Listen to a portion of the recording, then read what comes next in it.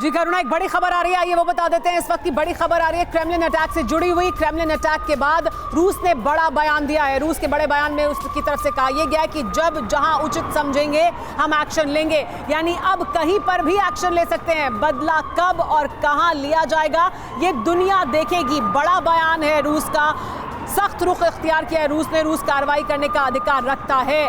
रूस की तरफ से कहा यह जा रहा है कि अब क्योंकि रूस की धरती पर, क्रेमलिन पर पुतिन को निशाना बनाकर यह अटैक किया गया है, इस वजह से अब रूस के पास अधिकार है कि वो बदला ले सकता है और जब चाहे ले।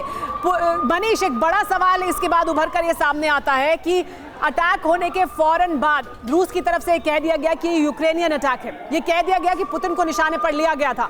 क्या रूस इसको का इस्तेमाल भी कर रहा है कुछ बड़ा करने के लिए यूक्रेन में या यूक्रेन के बाहर कहीं भी? क्योंकि उन्होंने जगह स्पेसिफाई नहीं की है। कहा है कि जहां पर हमें जरूरत लगेगी, जहां हमें सही लगेगा, वहां हम अटैक करेंगे। देखिए, हकीकत तो यह है कि वहां पर ड्रोन पहुंचे थे।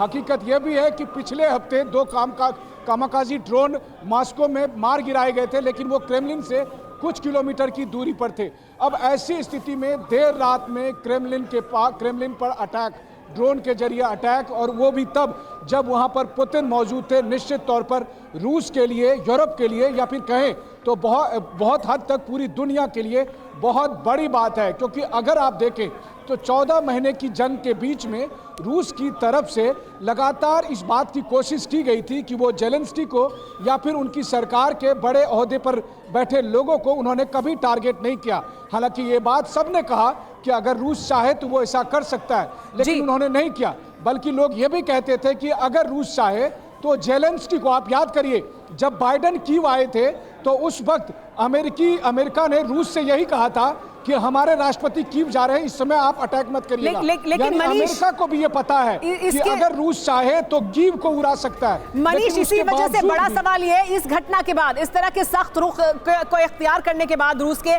क्या बैक चैनल्स एक्टिव हुए हैं? अमेरिका की तरफ से क्या प्रतिक्रिया मिल रही है या वहां पर इसको लेकर किस तरह की प्रतिक्रिया है? अब बिल्कुल देखिए, जैसे ही क्रेमलिन की तरफ से यह आधिकारिक बयान जारी हुआ, और आधिकारिक बयान जारी करने में कम से कम इन्होंने 12 घंटे लगाए।